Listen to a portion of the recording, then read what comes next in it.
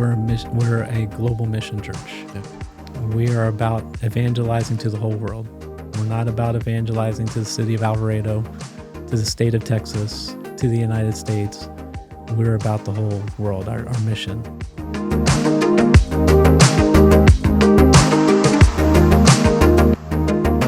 All right, welcome to our Leadership 360 podcast. If you're our first-time listener, we're glad you're here. If you joined us last month for David Montoya talking about how we roll in the structure of the Seventh-day Adventist Church, we're glad that you're back. Today, I've got another great guest. Randy Terry is our treasurer here at the Texas Conference. And I'm excited for this interview, Randy, because we've got some good questions we're going to talk about. But right. you're a fun guy to interact with, so I'm excited for our listeners to get to know you a little bit. So let's talk a little bit about you're the treasurer, the CFO in some places. Mm-hmm. How in the world did you become the CFO of the Texas Conference? What's your journey been like? I have no idea how I got there. See, there you go. Much of my journey in working for the church is I didn't apply for this job. It's just one of those things that happens and you follow where God's leading. I was in Spokane, Washington, serving as the treasurer of the Upper Columbia Conference. And one day I got a call and said, would you be interested in coming to Texas? I'm like, Texas? Oh, it's hot down there. Yeah. It's a bunch of Cowboy fans down there. So, But Lord led, and we prayed about it. And we've been here 6.5 years. Oh, wow. I can't believe it's been that long already. Yeah, time flies. So you were at Upper Columbia, Spokane, but you've been a conference treasurer a couple other places too throughout the... One other place, Southern New England Conference in South Lancaster, Massachusetts. And that was my first time as a treasurer. And another cold place. Yeah. Winter. And we got used to winter. And now we love winter here. Nah, yeah, I'm with you. I'm with you. Now, what's interesting is you grew up in the Mid-Atlantic. Mm-hmm. I grew up in Maryland, Washington, D.C. area.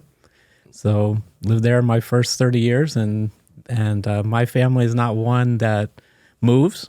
My parents live in the same house that I grew up in. Oh, wow. So same phone number, same address. We never moved in my childhood. My grandparents, my great-grandparents all lived in the same area. And so this is rare for someone in our family to move away. And as much as you guys have much as we've moved, my parents are like, what are you thinking? Where are you going next? Yeah. I'm not going anywhere next. I'm good. No, we're good here. So maybe we'll make the cycle back to Maryland. There you go. So talk to me a little bit about the role of a conference treasurer. What do you do kind of day in and day out that helps the mission of the church go forward? Basically, to make the day-to-day work, we have to make the budget work. Okay. So basically, we start with the budget. Once the budget's set, that pretty much sets our trajectory as we go through the year. So that's probably the most important thing that I do, set that, and then, just manage things as they come along. When decisions need to be made, we need to go to committees and things of that nature. Purchases come up, opportunities arise that we can take advantage of. We take them to committees, we talk about them, and we just facilitate that process.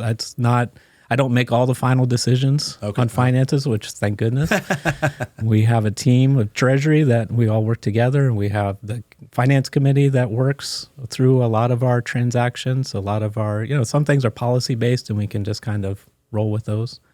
But then there's some special situations that come, and then we can run to the committee, finance committee, executive committee, which they make the final decisions. So last month, Elder Montoya talked about the officers, the executive officers. Mm-hmm. You as the treasurer are one of the three officers, along with Elton and David. You comprise what we call the officers of the conference.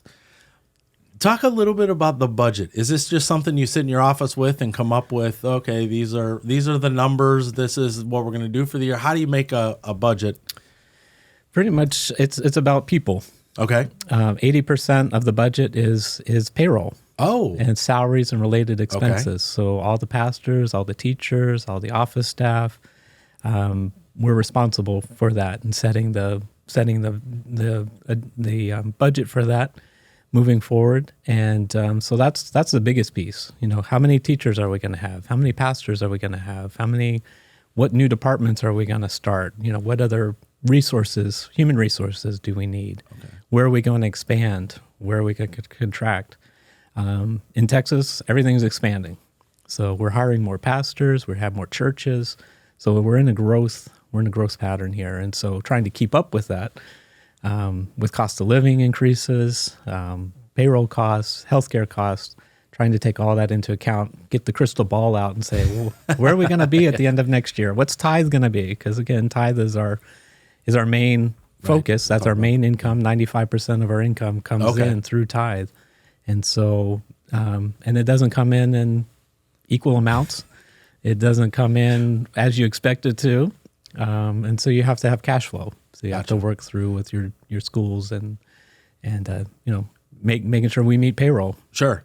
Twice a month. That is very important. That's true. Twice a month. It's not just once a month. It's twice a month. Yeah. I'm interested, before we talk about tithe, because I think that's a big issue that I want our listeners to kind of process through. Talk about some of the other members of your team in Treasury. You have an amazing team, and I'm not just saying this because you're sitting across the table, but you do. You have an amazing team, servant leaders. I have said to you many times, and I believe it with all my heart, one of the things that I found with treasurers is you can be a good treasurer. Make sure the beans are counted, make sure everything is fine.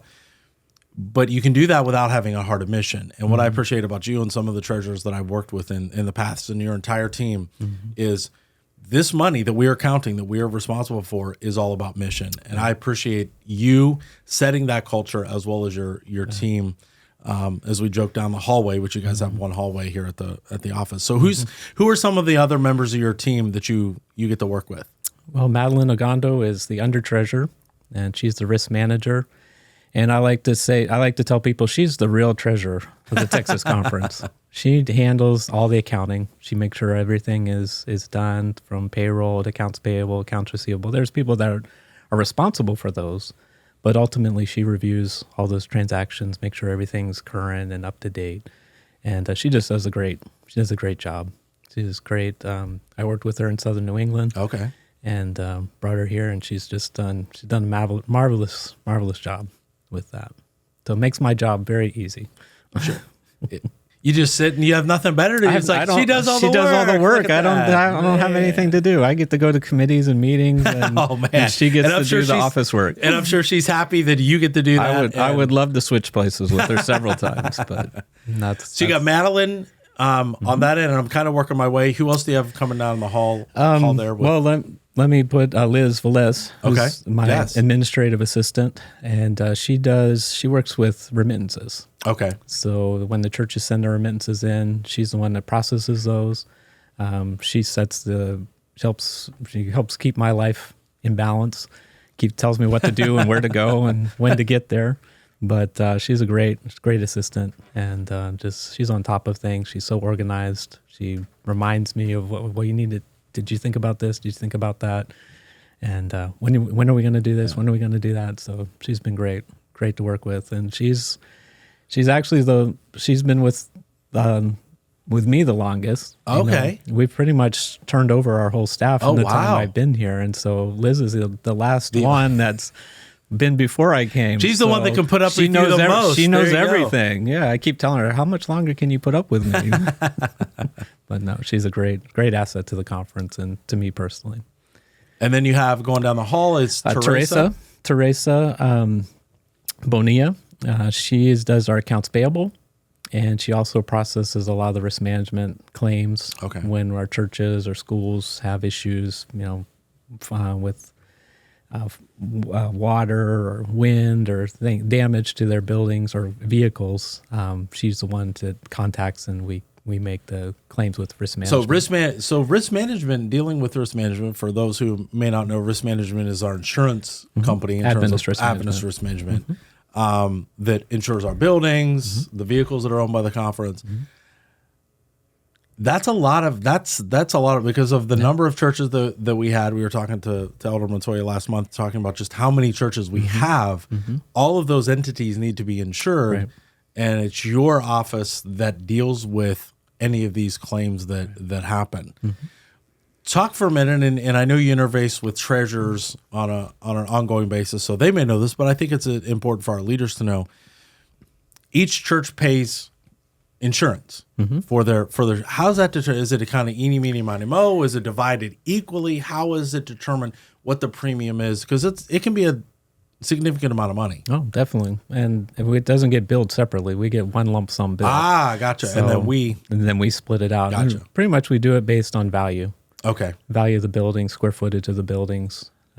We try to do it. It's based on replacement value. Okay. Gotcha. What would it cost to replace this church? Okay. So if you have so many square feet, what's the replacement cost? Is it right now we're at $125 a square foot. Oh, that's probably not going to replace our buildings. That's very but true. there's some other pieces that with Sure. insurance that picks Right. up some of those differences. And so those claims, as those values increase, so do the premiums increase. Because you want to be able to replace, if you have a total loss, you want to be able to rebuild your church. Right. And what's interesting about our system, we're going to have this over the course of our conversation, as I'll hit things that I think are important, is that we're self-insured. That Adventist Risk Management is us. Is us, yeah. It's not we're with Travelers, we're with No. Geico It's not State or whatever. Farm. Yeah, it's State Farm. us. It's us. So any loss that we have comes from us, from proceeds, from premiums. Now there is some reinsurance that happens. Okay. And so once we get above a certain limit, Adventist Risk Management goes out and buys other policies. Okay, gotcha. So that if we have a catastrophic claim, it's not coming all out of our pocket. Gotcha. We've Okay. reinsured to hit some of those higher claims in the buildings and in liability. Okay, Our gotcha. general liability. Okay. If someone, a bad accident happens, those claims can go up pretty high. And so we do reinsure on that. So we're not totally coming out of our pocket. Gotcha. But one of the, it's not just what happens here in Texas. Adventist Risk Management insures the whole North American division. Right. So when there's hurricanes in Florida or there's wildfires in California, we're really all participating with that. It's not they're not hung out to dry them by themselves. Gotcha. That they have to pay the whole thing. Okay. Our we have a very collaborative system Okay. that we work with, and so when things go bad in some place, they are not stuck with the full cost. Okay. So I'm going back to your staff because I want to give them shout outs. Then you've got who's next? Is it Jairo? Jairo, next? Okay. Jairo Duarte. He's our accountant. He works with our locally funded payroll, so he makes sure all the local secretaries, janitors, employees of the churches, the local churches and schools, the teachers' aides and things of that nature. He's responsible for doing their payroll. Okay. Getting their pay, meeting with all the 350 churches, 22 schools, and any of those that have employees, they're actually employees of the Texas Conference, and we process all of that payroll. So a church. So hearing you is that a church doesn't have any employees. They all run through the Texas Conference, and payroll comes through us. And Jairo's the one who does that, and he does a great job. I work with him on some Bible workers, and he does a great job. And we call it locally funded because that funding comes from the church or the So school. we're just the conduit We do the payroll, and we collect the money from the local church and school. So then, my favorite person on your the church, favorite no one. offense. Oh, I thought I was your favorite. Well, you're my second favorite because Iris is the one who she makes sure all of our payroll. She does payroll for us. I know there's some other things she does as well, right? No, pretty much she does all payroll. She just does payroll. It's a full-time job. Just to meet all our pastors' payroll, our teachers, our office staff. It's a full-time job. She doesn't miss anything. She hasn't missed one yet, so I'm knock on wood. Well, not only has she not missed the pay, she doesn't miss if I get something wrong in my report. She's right on that, and I'm like, wow. I know when she comes to visit me in my office, I'm like, uh-oh, I'm in trouble. You're in trouble when that's exactly right. And then you go further down, then you've got Greg Garner. Greg Garner is our associate treasurer. And he does our billing, our accounts receivable. So our billing, our insurance billing comes from him. And he also does the accounting for the ABC, the Texas Conference ABC. And so that's a big component there, our store in Keene. And the distribution that happens there, that keeps him quite it does. quite busy. You do. You have an amazing team.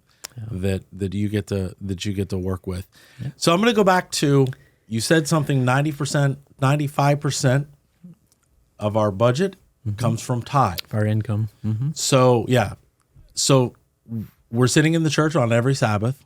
Somebody gets up, does an offering call, says, hey, give your tithes and offerings. What is the difference? Is there a difference? How does that work? Tithes and all. Why are they saying two different things like that? Yeah. Well, the Bible, it comes from the Bible. It's something that's God inspired. He gave us an amount of what tithe is. You may say, well, how much do I pay in tithe? Well, it's 10%. And tithe is a Hebrew word for 10%. And so you can't change that. Right. You can't 5% tithe. You can't 20% tithe. Tithe is 10%. And so this is an amount that God specified, and it's specified in a purpose. It was, in the time of the Israelites, and they're wandering around the wilderness in the tent. The Levites were set up, the priests were set up, and the tithe was set to provide for them. They had no other job to do but to service the people in the sanctuary, and we adapt that to our work here as a church. It goes for the pastors, it goes for ministry, it goes for evangelism, and all those that work are working towards that. So our pastors, obviously, our teachers, our evangelists in the classroom each and every day, our office staff. All we are is about mission of the church, and God has set that up for us. And as a church, we've designated that and specified things that tithe can be used for, and things that tithe can't be used for. And so that's kind of where the offerings come in place. The tithe is pretty specific. It's about evangelism. It's about providing for the workers that are doing evangelism and spreading the good news. And, offerings are set aside for other things like buildings. When the temple was built, they didn't use tithe money to build the temple. They took up offerings. And I want to be like Moses one day and say, stop giving the offerings. I don't need any more. We don't need any more. You've given enough. That would be an amazing day, wouldn't it? Wow. And so, the temple was built with tithe because people they sacrificed. They gave from that. And so there's buildings obviously is the big portion. No, tithe is not used to build a building. Okay. It's done with local church offerings. And so if I'm in a church and I put tithe in, that comes all to the conference. All the tithe comes to the conference, correct? Yes. Malachi 3:10 says, "Bring all the tithe into the storehouse." So the storehouse in the Adventist church is the conference. Okay. So yes, the tithe is collected at the local church, but it doesn't stay there. All the tithe is forwarded onto the conference, and then we distribute it from there. So if I want to support my local church, the children's ministry, youth ministry, a building program, then I have to give offerings for that. Correct. Tithe does not get used for that. The tithe doesn't stay at the local church. It's not used for any purposes there. And so your local offering or your local church budget is an offering that's taken, and that's what supports your local missions, your local ministries. So tithe is used at the conference to support the personnel and the evangelism.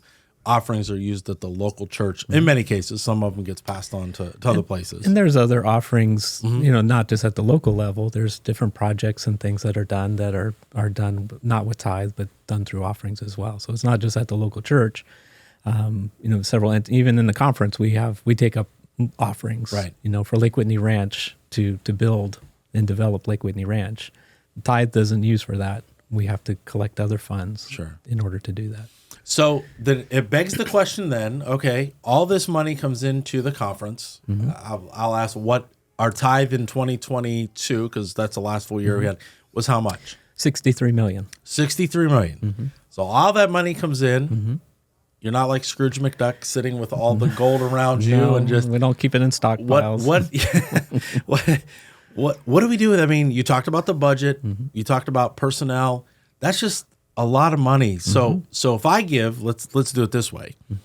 If I give $1 of tithe, and I know that comes to the Texas conference, what happens to that dollar? Where does it go? What is it used for?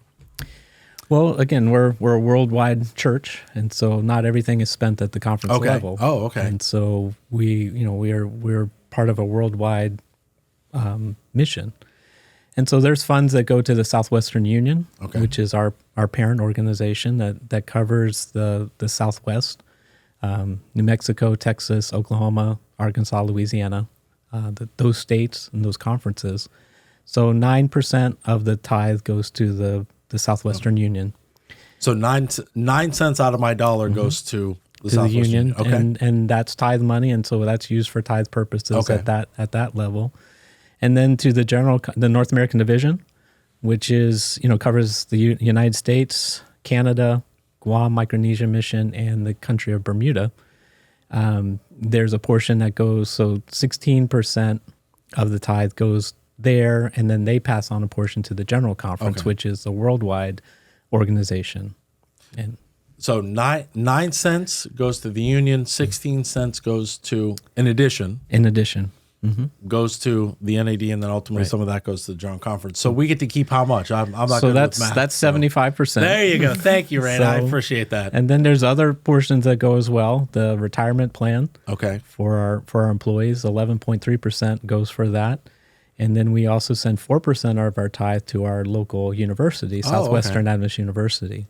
So roughly we keep about 65% of the tithe. And now some of that money comes back because there's always this debate, well, you don't keep it all and we send some back to you. And but for all intents and purposes, we keep 65%. And then the budget then that you talked about here a couple minutes ago is based upon that 65% that we get to keep. So we could, our budget's based on $40 million roughly. And so that goes, as we divvy out to the pastors, the teachers, office staff, that's how we build the budget. And then all our programs. Right. Our summer camp at Lake Whitney Ranch, evangelism, Pathfinders, Adventures, men's ministries, women's ministries, all the ministries of the conference that we do are used, our tithe funds are used for that. And so we have to try to, be effective, efficient with those funds. People don't have unlimited budgets. Right. They have a budget. They have to stick with it. We have monthly meetings about it. We have annual meeting when we set the budget. And so we all have an agreement of what we are agreeing to spend. And so that makes my life a whole lot easier because our team, our directors are very cognizant of it. They're very careful with it. Right. They realize these are tithe funds. These are holy funds. These are funds that God set apart for us. And so we take that very seriously. So someone's I'm going to play devil's advocate for a minute. Someone might say, the Adventist church is unique in the way that we do our finances. The Baptist church down the street, their tithe stays at the local First Baptist church of wherever. What would it be like if a local church would keep the demand? How much more money would the local church have if we just kept the tithe?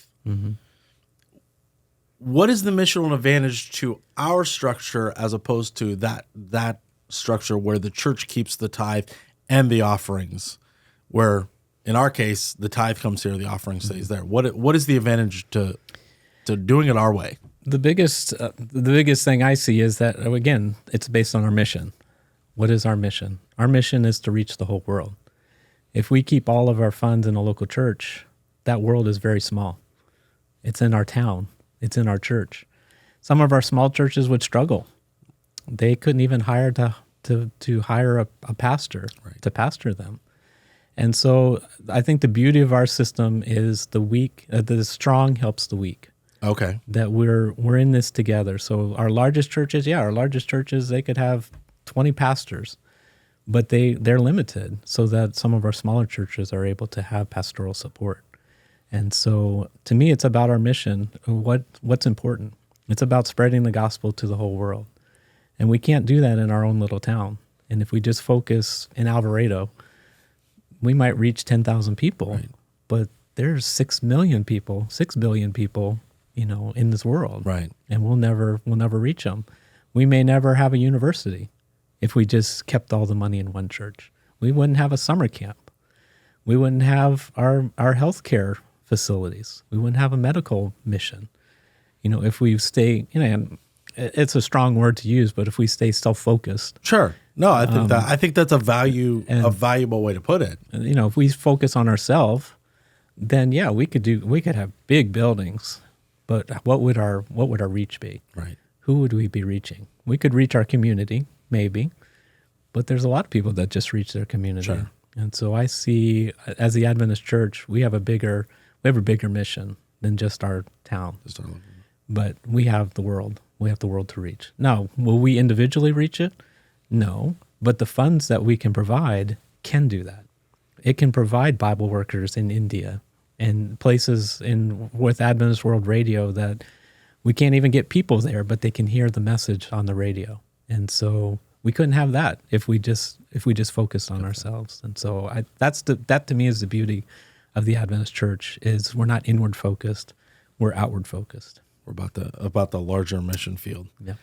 So another thing that I've heard as a pastor in 27 years of ministry is, okay, I give my tithe, I know it goes to the conference, but beyond that, I don't know what happens to it. Some people would refer to it, well, it's going to a black hole. I have no idea what's happening to it beyond what happens after I put it in the offering plate or on Adventist Giving, the app or whatever. Mm-hmm. What are some accountability things that we have in place at the local church and specifically at the conference level, both, that allows some transparency, allows people to feel confident that, okay, I'm giving my money, it's going to be used for what I want it to be used for, and it's going to be used in an appropriate way? One of the, we have a financial report that is given to Finance Committee every month, 10 months out of the year. And so there's a review process of a group of 20 other people look at that financial report. It goes to the executive committee as well, 40 some are on the executive committee. So there's overview, there's oversight from that perspective, but we're also audited. Okay. And so the General Conference Auditing Service comes and does an audit of our books every year. And we have a thick book. We call it the Red Book. And when we have trouble sleeping, we read it at night, and it puts us to sleep. But again, that sets us up as a church. How do we operate as a church? What is our as a conference? And so there's policies and procedures that are in place there. And if we don't follow those policies and procedures, the auditors will come in and say, "Oh, you didn't do this, you didn't do this, you didn't do this," and that gets reported to our committees. Okay. At our constituency back in June, the auditors came and gave a report, and they told all the things we did wrong, and people booed and hissed, and and it's like that's transparency. Sure, we're very transparent with that. I'm all about tell everybody what we did. I'd have nothing to hide. And so, to me, from my perspective, that gives assurance to those that give that it's being used for the right purposes. So at the local church, now we talked about the conference that the auditors come in once a year and audit our books, but a local church, is there a similar mechanism in place for a local church a member to say, man, I can feel confident that money that I give toward the youth ministry is going to go to youth ministry? Is there that same kind of accountability and transparency at the local church? There is. We have a team of auditors here in the conference, and we audit church books and school books every other year. So the policy is twice, every 2 years, we do an audit of the local church. Again, we're looking at tithe envelopes. If what the person wrote on the tithe envelope, was that what got put in the system? We're looking at when they write checks, did they have money to do that? Was there documentation? Did they have receipts? All these things that, again, gives credibility to the treasurer of the local church to say, yes, they did things correctly. They followed procedure. They didn't use money for evangelism for the building fund, to pay the rent or pay the utilities. That what the donor put, that was the purpose, it was used for that purpose. Sure. Donor intent is huge. Okay. When someone donates, we have to know what they want, and we have to fulfill what they want, or we need to give them their money back. I say, even if you think it's a dumb idea for them to fund, then we give the money back. We say, if we want red carpet in the church, well, we don't want red carpet, so we're going to give you because we can't fulfill what you're requesting. So there is accountability then, very, very strong accountability at the local church. Yeah, yes. There's been stories, some the auditors go in and find some malfeasance or something going on, and they find that's why they have it. Right. But we also have that at the level of the conference, dealing with our tithe here, that the auditors come in and make sure that we're doing everything the way that it's expected to be done. And we like to look at it. It's a protection to the local church treasurer as well. It gives them assurance that they're doing things right. And it gives assurance to their board, to their members. We're not in there like the IRS to beat people up. We're there to help because we're all a team. The local church treasurers are part of our team, because if it wasn't for them, none of that $63 million would have ever made it to the conference office, because it all starts at that level. And so we look at it as we're working together, and we're there to support each other.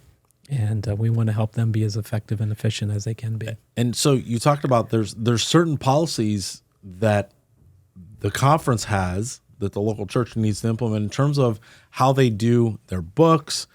One of the things that, as a pastor, I was told very quickly, you don't sign the checks. You don't do anything with the We don't with want the money. pastors touching money. No, that's then that for their own protection. No, and that's that you hit the nail on the head where I was going, because it's not so much they don't trust me. No.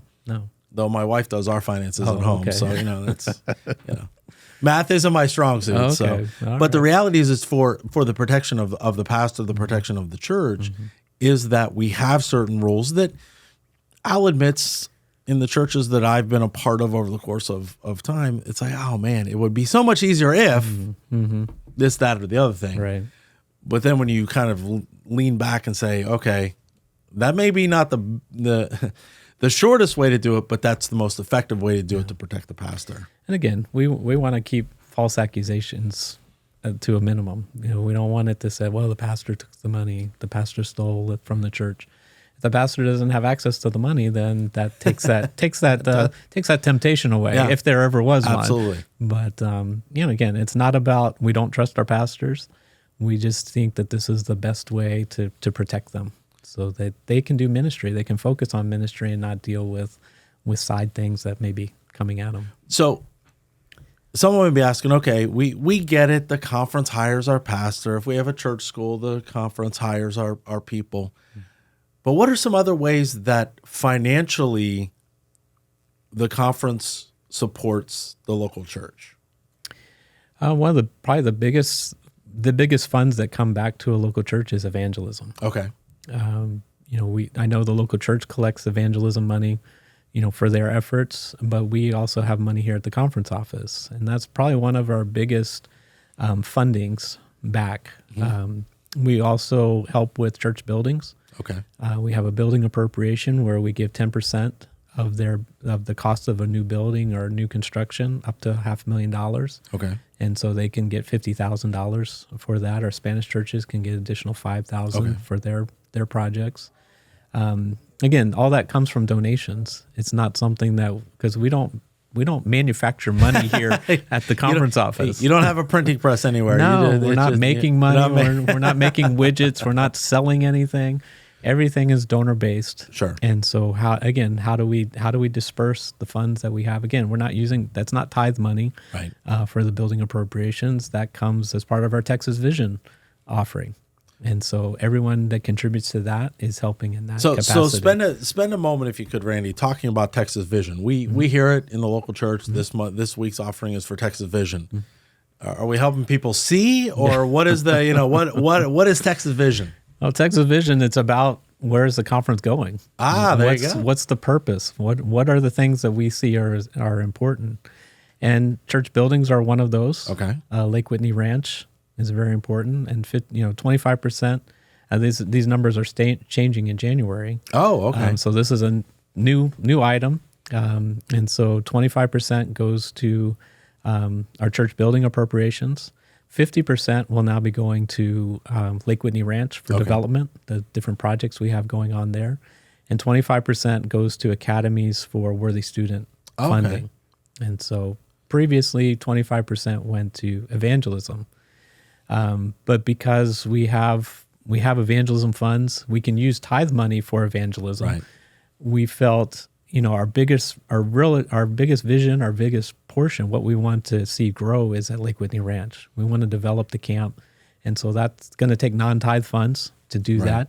And so we're putting a real focus on Texas Vision for that. I want to talk for a second about Lake Whitney Ranch. I know a couple of months ago, the committees spent some time down there.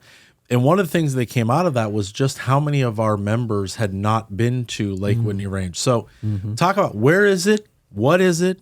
What is it used for? So that our leaders in our church understand when we talk about Lake Whitney Ranch, what are they talking about? Yeah.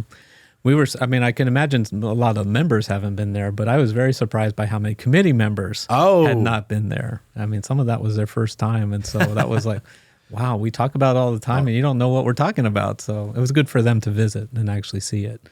So we own a little under 1,000 acres in Clifton, Texas, which is right on Lake Whitney. So we have access to the waterfront there. And we've developed... and that's kind of Hillsboro, kind of in north central Texas. Hillsboro, about Waco. half hour from both Hillsboro and Waco. South of Cleburne, in that area, about an hour from Alvarado. Okay. And so we have 3 lodges that have been built, and we can accommodate about 150 kids for summer camp. Okay. So our summer camp is operated there. And we have horses. We're in the process. I just saw pictures of, we're building a high ropes course, a zip line. So a new added attraction for Lake Whitney Ranch. I'll pass. But okay. You'll pass. Hector asked me if I wanted to be the first one. I said, no, thank you. Not me. I don't like heights. And we just finished a project of building 4 bathhouses and shower houses at Lake Whitney Ranch. Our Pathfinders, our camp ministries, have been living in tents and living in porta potties and porta showers. And so this year we were able to complete those 4. And so when you have 5,000 people come to camp, it's like the children of Israel. They're in the big tent, and then there's the little tents around it. So to try and have better accommodations, that was probably the first thing I was told when I came to this conference as treasurers. When are we getting bathhouses at Lake Whitney? 6.5 years later, we have them now. Progress is slow. We've made progress. And so one of the next projects we're working on at Lake Whitney is a open air pavilion. Okay. Where we don't have to rent a big tent. We'll have a open air facility. We'll seat about 5,000 people.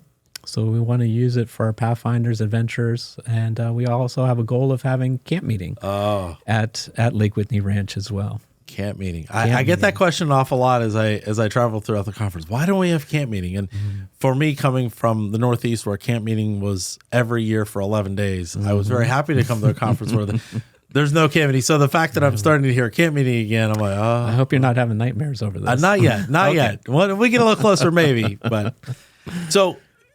Can any church use Lake Whitney Ranch? Yes. I mean, it's open to all our churches if they have a group that want to bring. We have several houses along the facility that we can have small groups. Families can come. Church boards come. Pastors bring their churches. They have retreats there. Okay.